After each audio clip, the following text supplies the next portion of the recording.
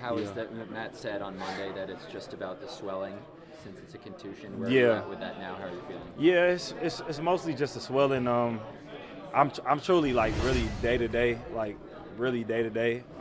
But I also know me, I'm gonna always try to, go. I never really believe in missing games or anything like that.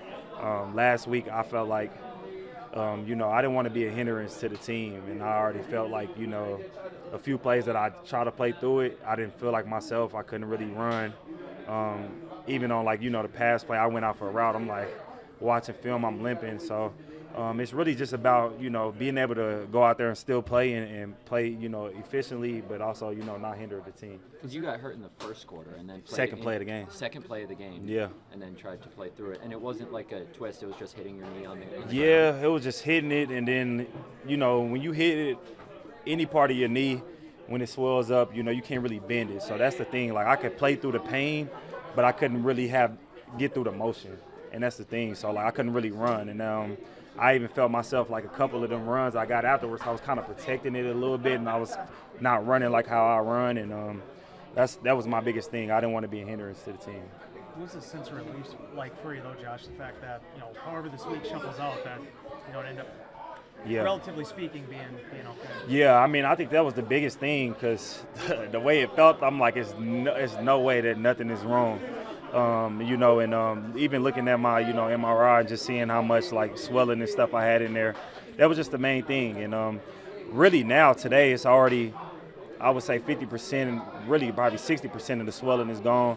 It's just about getting the range of motion back. So Josh, how much pain were you in? Like the cameras could catch you. Yeah.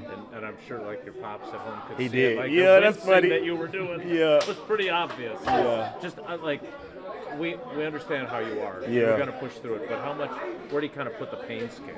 Yeah, I mean, it's funny you say that because my dad called me and that was the first thing he said. I know you was hurting for real because I know you, and he was like, I see you was trying to battle through it, but it was one of them things where I was trying to battle through the initial hit. Like I was like but then sometimes, especially in this league, when you get hurt, you feel it for a little bit and it eases up, or it just stays where it's at. And it was one of them things where it was progressively just getting worse and worse. And I was like, like I really was like, I don't know if I can do it, And obviously on that surface too, that was another thing. But the pain, it was up there. It was up there. I mean, even now, like I feel good. I can walk, I can run and things like that. I'm not gonna say I'm 100%, but I'm definitely made a lot of strides. So you mentioned earlier that you're always going to push to play. We know that about you. Yeah. Can I argue the other position of you got 7 really big games here down the stretch? Yeah. Is there part of you that has to think, okay, as much as I want to play, he's playing pretty well, maybe I shouldn't? Or does that not enter your thoughts? No, it's definitely something. I would say the only reason why I'm thinking about it, not necessarily the 7 games, more necessarily the quick turnaround Thursday. And it's one of those things that's like, okay, do you play and potentially, re-aggravate it to get more swelling and then you miss, that next week and maybe even potentially the next week, or do you just rest and go Thursday? That's honestly something that I've been thinking about, contemplating more and more as we getting closer. But what I can say and what I can guarantee is I'm gonna put my best foot forward, and if I feel like I can go and it's not gonna hinder the team, then I'm gonna go. But it's gonna truly be a game time decision. Josh, you're a first rounder out of Alabama. Emanuel's an undrafted guy at a D2 school. What has allowed him to get to a point where, he's not Josh Jacobs, but he's a pretty darn good running back if he has to start on Sunday? First thing I would say is I love the guy, man, and as much as he works, how hard he works, but not only that, man, he's very coachable. I mean, he comes up to me about every day and asks me, something that I think that he should work on, or what did I see on this play, or how do I view certain plays and things like that. And he's willing to learn, and he always tries to implement that into his game. And I always try to tell him, man, just be who you are, keep running how you run, and make sure you're running hard. And just be who you are and have fun. I mean, at the end of the day, you wouldn't be able to be here in this position if you couldn't, ball, and if you wasn't, one of those guys. So I think the biggest thing for him is just having that confidence, making sure he's 100% in the playbook, with everything that he needs to do to, to get his job done. But he's gonna do his job. He's gonna do his thing, man. He's a good back. I was curious that pass blocking rep from Chris Brooks. Yeah. When Dog. you guys are watching that as a group, one, is there an instant reaction from the group, and then how do you guys celebrate those kind of plays that are? Honestly, we get more hyped about those than we do about the runs, because it's just it's something. I tell them, pass pro. I told them today, 65% of it is knowing who to block, and the rest is wanting to block. And obviously, you can always correct, technique and stuff like that, but you got to have the want to go out there and do that, especially with guys that's 30 pounds heavier than you, and to be able to just strain and, really lock in. So we seen that play. We always say it. If you give Jordan time, he going to make plays. And that was probably the biggest play for our group, in that game. So shout-outs to him, man. I mean, Chris is a dog. I don't think that he gets enough appreciation and credit of who he is to this team, honestly, whether it's special teams or whether it's in our room. But, yeah, man, I'm happy for him. Hopefully his role keeps expanding a little bit. How much of that pie chart in pass blocking is technique? Because, you can know who to Yeah. block, you can want to block. But Yeah. aren't some guys just better at it than others? I would say yes, but it's really, believe it or not, it's really want to. And the reason why I say that is because obviously knowing who you go to is key. But when you get there, it's a certain mentality you got to have. It's like sometimes we on DNs, we know we going to lose, but it's about still putting up the good fight, still going in there and, they got a 6-yard head start, full speed run on you, and you basically taking a blow, but having the technique to know, okay, I got to strain, hold on to him, give him a little bit of time. And most of the times when we do it, we know it's big plays, and it's a lot of, history in that for us. So that's something that be on our mind. I just asked Mike about you a minute ago, and he said that you'd put your life on the line for the team.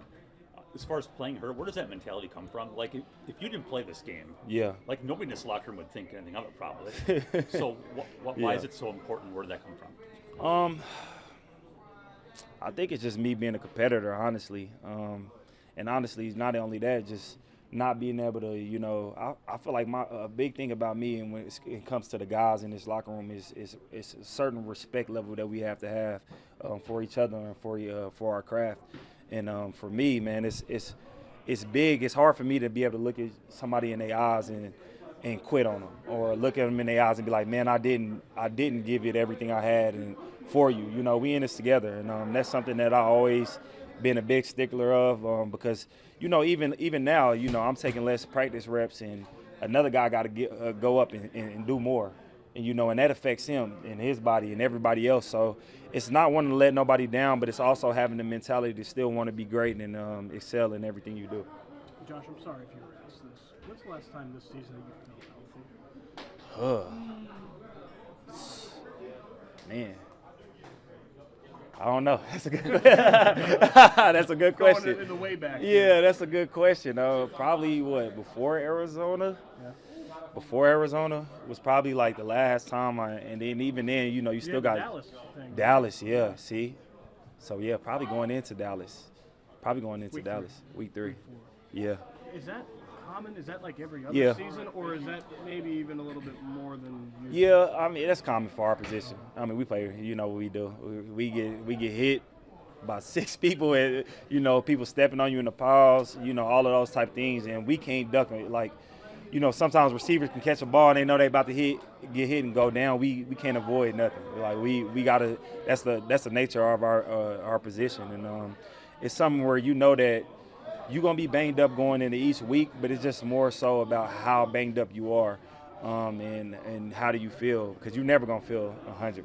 That just is what it is. The reason I'm wondering, I know Jason asked you about this too, but this offense needs you at your absolute best to be at its absolute best, right? At what point does it become sitting for a week might be best for the team to accomplish that? Yeah, I mean that's definitely something that we think about, that I've been thinking about, but it's also, I know how, like you say, how much the guys depend on me, and in the sense of not just what I do on the field, but the energy, the mentality, the confidence. Honestly, I think a lot of that plays a factor into it. Even the play calling. I think a lot of that plays in a factor of what we do. But at the end of the day, my biggest thing is, like I said, is not to be a hindrance.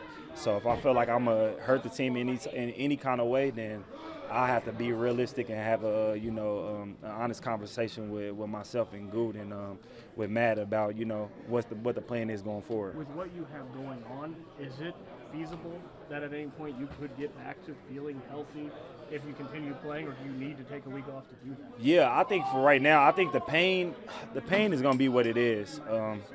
I don't think the pain really too much is what bothers me. It's more so just about getting a range of motion.